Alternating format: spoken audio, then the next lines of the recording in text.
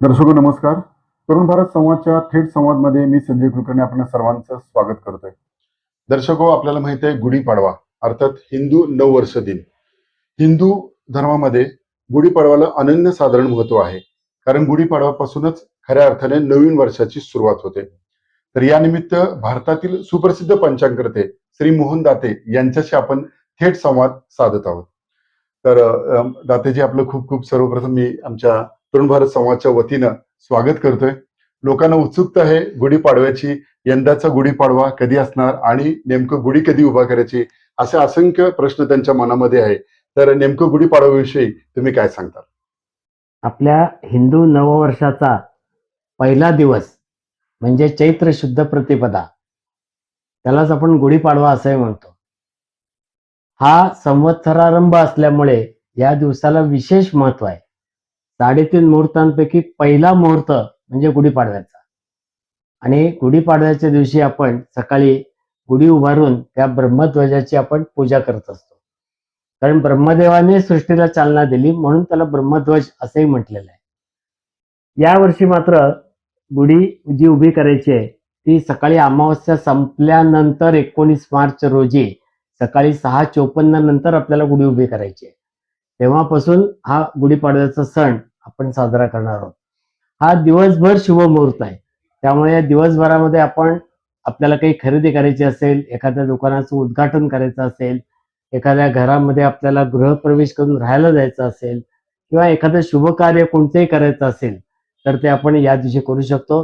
गुढीपाडव्याला लग्न, मुंज, वास्तुशांती, देवप्रतिष्ठा इत्यादी मात्र मंगल कार्य करता येत नाही, परंतु अन्य शुभ कार्य आपण सगळ्या प्रकारची गुढीपाडव्याला करू शकतो. या गुढीपाडव्याला जे महत्व आहे ते ऋतूच्या संदर्भातून सुद्धा नवीन वर्षाची सुरुवात हा एक वेगळा संयोग आहे. तर 1 जानेवारीला आपण इंग्रजी नववर्षारंभाचा आपण नववर्षारंभ सुरू करतो, परंतु निसर्गाशी निगडीत असलेला असा जो नववर्षारंभ आहे तो मात्र गुढीपाडवा आहे. आणि म्हणून आता थंडी संपून उन्हाळा सुरू होतोय, वसंत ऋतूचं आगमन झालेलं आहे आणि पुढच्या काळामध्ये सगळे जे पुढचे ऋतू आहेत वर्षा ऋतूपर्यंतचे, हे सगळे आल्हाददायक आपल्याला होण्यासाठी म्हणून आपण या गुढीपाडव्याच्या दिवशी आपल्या गुढीचं पूजन करून ती उभी करून कडुनिंबाचं चूर्ण आपल्याला खायला सांगितलेलं आहे. आणि ते केवळ 1 दिवसासाठी नसून ते वास्तविक 1 महिनाभर जर का आपण थोडंसं रोज घेतलं तर उन्हाळ्यातले जे आजार आहेत ते आपल्याला त्यापासून आपण संरक्षण त्याचं करू शकतो. कारण कडुनिंबाचे जे गुणधर्म आहेत आयुर्वेदातले ते या उन्हाळ्यापासून संरक्षण करणारे आहेत. म्हणून आपले सगळे सण हे ऋतूशी निगडीत, त्यातला आहार विहार पूजा अर्चा या सगळ्या ऋतूशी संबंधित आहेत आणि म्हणून या गुढीपाडव्याला विशेष महत्व आहे. आपल्याकडं एकूण 60 संवत्सर आहेत. म्हणजे प्रत्येक संवत्सराला प्रत्येक वर्षाला एक एक नाव दिलेलं आहे. जसं आत्ता जे नाव सुरू होणार आहे 19 मार्च पासून, तर ते आहे पराभव नाव संवत्सर. आणि या संवत्सराचं फल सांगताना मात्र थोडी संकटे येतील, पाण्याचं दुर्भिक्ष जाणवेल, लोकांमध्ये भांडणं वाढतील, अशा प्रकारचं फल हे ग्रंथांमधून सांगितलेलं आहे. तेव्हा या पराभव नाव संवत्सरामध्ये आपण सुद्धा सगळ्यांनी या विषयीची काळजी घेणं अत्यंत आवश्यक आहे. तेव्हा हा गुढीपाडव्याचा सण आपण सगळ्यांनी मिळून नववर्षारंभाचा आनंदाने साजरा करावायचा आहे. नक्की सर, खूप उत्सुकता होती गुढीपाडवा नेमका कसा साजरा करायचा आणि केव्हा उभी करायची, यामध्ये मला वाटतं या माध्यमातून आपल्या मार्गदर्शनातून आमच्या श्रोत्यांची शंका दूर झालेली आहे. दुसरं सर, आता नवीन वर्ष सुरू होते म्हटल्यानंतर या वर्षी सर्वात जिव्हाळ्याचा प्रश्न असतो म्हणजे लग्नाचा मुहूर्त. तर यंदाच्या वर्षी लग्नाचे मुहूर्त किती आहेत आणि ते पण उत्सुकता आहे की लोकांना त्याची तयारी करावी लागते, त्यामुळे याविषयी काय सांगता? आता आपण गुढीपूजनाचं महत्व ऐकलं. या गुढीपूजनाबरोबरच आपल्याला पंचांगावरील म्हणजे पंचांगस्थ गणपतीचं पूजनही करायचं आहे. कारण कालगणना सांगण्याचं काम जे पंचांग करतं त्याचा जो देवता आहे ती आहे गणपती. आणि म्हणून गणपतीचं पूजन, पंचांगावरच्या गणपतीचं पूजन हे आपल्याला गुढीच्या पूजनाबरोबर करायचं आहे. आता या कालगणनेमध्ये आपण त्या पंचांगाचा विविध प्रकारे उपयोग करून घेत असतो. त्यातला सगळ्यांचा थोडासा जिव्हाळ्याचा जो किंवा घरातल्या कार्याविषयी म्हणलं तर यावर्षी मुहूर्त किती आहेत? यावर्षी मुहूर्त हे आता चैत्र महिन्यामध्ये आपल्याला मुहूर्त नाहीये.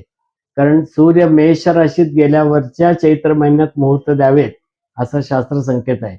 आणि यावर्षी 14 एप्रिलला जेव्हा सूर्य मेषेत जातो तेव्हा जवळजवळ चैत्र महिना हा संपलेला आहे. आणि म्हणून आपल्याकडे यावर्षी चैत्र महिन्यात मुहूर्त नाही आहेत, परंतु वैशाख महिन्यामध्ये मुहूर्त आपल्याकडे व्यवस्थित आहेत. त्याच्या पुढे अधिक ज्येष्ठ येतोय. साधारण 17 मे ते 15 जून असा हा अधिक ज्येष्ठ महिना आहे. आणि या अधिक ज्येष्ठ महिन्यामध्ये पुन्हा मुहूर्त असणार नाहीये. पुढं 19 जूनच्या पासून पुढे आपल्याकडे मुहूर्त आहेत. आणि आषाढात एकादशीपर्यंत मुहूर्त असतात. अर्थात पुढे चातुर्मासात ते आता लग्न केली जातात तेव्हा चातुर्मासामध्ये भरपूर मुहूर्त आहेत. पुढे दिवाळीनंतर मात्र साधारणपणे तिथे सिंहस्थ सुरू होतोय यावर्षी 31 ऑक्टोबरला. आणि त्यामुळे सिंहस्थामध्ये पण लग्न करता येतील. त्यासाठी एक सुवर्णदान परिहार आपण सांगितलेला आहे, तो करून आपण सिंहस्थामध्ये पण आपण लग्न कार्य करू शकतो. तेव्हा यावर्षी एक आत्ता चैत्र महिना आणि अधिक ज्येष्ठ सोडला तर बाकी सगळ्या महिन्यांमध्ये मुख्य नियम असतील, अपवादाचे नियम असतील, या सगळ्या नियमांच्या आधारे भरपूर मुहूर्त आहेत. या वर्षीचं वैशिष्ट्य म्हणजे 12 वर्षांनी येणारा सिंहस्थ कुंभमेळा हा 31 ऑक्टोबर पासून नाशिक त्र्यंबकेश्वर येथे भरणार आहे. आणि त्यामधले अमृत स्नान जे आहेत ती मात्र पुढल्या वर्षी 2027ला आहेत, ते 26ला नाही आहेत. तेव्हा त्याची सगळी माहिती आपल्याला पंचांगात सुद्धा पाहायला मिळेल. नक्कीच सर, हा एक सर्वात महत्वाचा म्हणजे लग्नाच्या मुहूर्ताविषयी जो मनामध्ये अनेकांची शंका होती ती आपण दूर केलीत. यावर्षी सर आणखीन एक महत्वाचा प्रश्न म्हणजे सर्वांसमोर असतो, तो म्हणजे दरवर्षी पाऊस पर्जन्यमान कसं असणार आहे. तर या नवीन वर्षामध्ये ती एक शंका अनेकांच्या मनामध्ये आहे की यंदाच्या वर्षी पर्जन्यमान कसं असणार आहे. गेल्या वर्षीच्या तुलनेने जर बघितलं तर पर्जन्यमान हे सरासरी गाठेल एकंदरीत. फक्त तो सुरुवातीचा जो काळ आहे 15 जून ते 12 ऑगस्ट या काळामध्ये आपल्याला समाधानकारक पाऊस येईल. मध्ये थोडासा खंड होईल आणि पुन्हा परतीचा पाऊस हे आपल्याला चांगल्या प्रकारे साथ देणार आहे. तेव्हा एकंदरीत जर विचार केला तर गेल्या वर्षी तुलनेमध्ये गेल्या वर्षी जरा जास्तीच पाऊस झालेला होता, पण यावर्षी सरासरी इतका नेहमीप्रमाणे पावसाचा अंदाज आपल्याकडे आहे.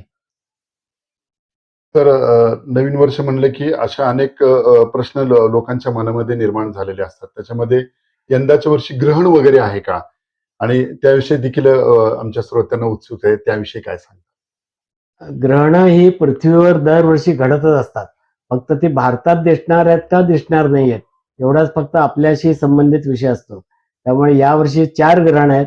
2 सूर्यग्रहणं आणि 2 चंद्रग्रहणं. आणि त्यातलं भारतामध्ये कोणतेही ग्रहण दिसणार नाहीये. एक मांद्य चंद्रग्रहण आहे, परंतु ते सुद्धा मानायचं नाही, त्याचे वेध मानायचे नसतात, ते ग्रहण पाळायचं नसतं. त्यामुळे ह्या अर्थाने भारतामध्ये जी ग्रहणं होणार नसल्यामुळे या 4ही ग्रहणांचे कोणतेही नियम आपल्याला पाळायचं काही कारण नाहीये. नक्कीच सर, बरेच जे काही शंका मनामध्ये होते यावर्षीच्या बाबतीत तर नक्कीच दूर झाल्या असतील. एकंदर जर आपण सांगितल्याप्रमाणे की आता 19 तारखेला जो गुढीपाडवा आहे तो नवीन वर्षारंभ आहे. आणि या नवीन वर्षाची सुरुवात म्हणजे आपल्या हिंदू संस्कृतीप्रमाणे की आजकाल आपण बघतो की पाश्चात्य संस्कृतीचं खूप आक्रमण आपल्या भारतीयांवर होत आहे. तर आपण एक भारतातील सुप्रसिद्ध पंचांगकर्ते आहेत आणि आपली जी संस्कृती जोपासण्याचं काम आपल्या पंचांगाच्या माध्यमातून होत आहे. तर एकंदर नवीन वर्षाचा पहिला दिवस हा कशा पद्धतीने साजरा करावा आणि तो वर्षभर कसा आनंदित करावा याविषयी तुम्हाला आणखीन काय सांगावंसं वाटतं? तुम्ही आता म्हटल्याप्रमाणे की इंग्रजी नववर्ष जे सुरू होतं त्याचा पगडा मोठ्या प्रमाणावर आहे. अर्थात ते संपूर्ण जगभर त्याचं स्वागत केलं जातं. पण आता जर गेली काही वर्ष आपण पाहिलं तर आपल्या भारतामध्ये सुद्धा हे इंग्रजी नववर्ष साजरा करण्यापेक्षा चैत्र शुद्ध प्रतिपदेपासून सुरू होणारं नववर्ष साजरं करण्याची फार मोठी परंपरा पुन्हा सुरू झालेली आहे. आणि लोकांच्या मध्ये तो उत्साह, त्यासाठी शोभायात्रा, वेगवेगळ्या ठिकाणी मिरवणुका काढल्या जातात. या सगळ्या गोष्टी मोठ्या प्रमाणात आता आपल्याकडं दिसून यायला लागलेल्या आहेत. यालाच कर्नाटकामध्ये युगादी म्हणतात किंवा दुसरीकडे विक्रम संवत जो सुरू होतो त्या ठिकाणी संवत असं म्हटलं जातं. तेव्हा शक, संवत्सर, युगादी हे सगळे समानार्थी शब्द आहेत.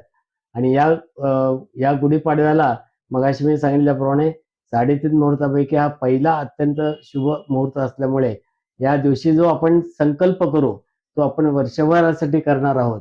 आणि तो नववर्षाचा संकल्प आपण अतिशय सकारात्मक असलेला संकल्प आपण सगळ्यांनी करायला पाहिजे.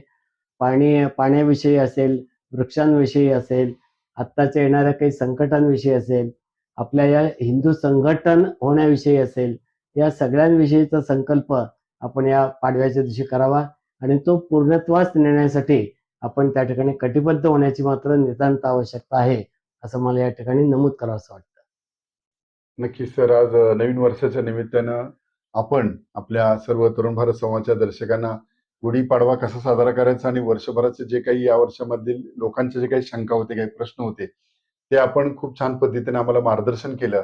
आणि त्याचबरोबर नवीन वर्षाचा संकल्प आणि तो वर्षभर कसा पार पाडायचा याबद्दल असं अनमोल असं मार्गदर्शन केलं.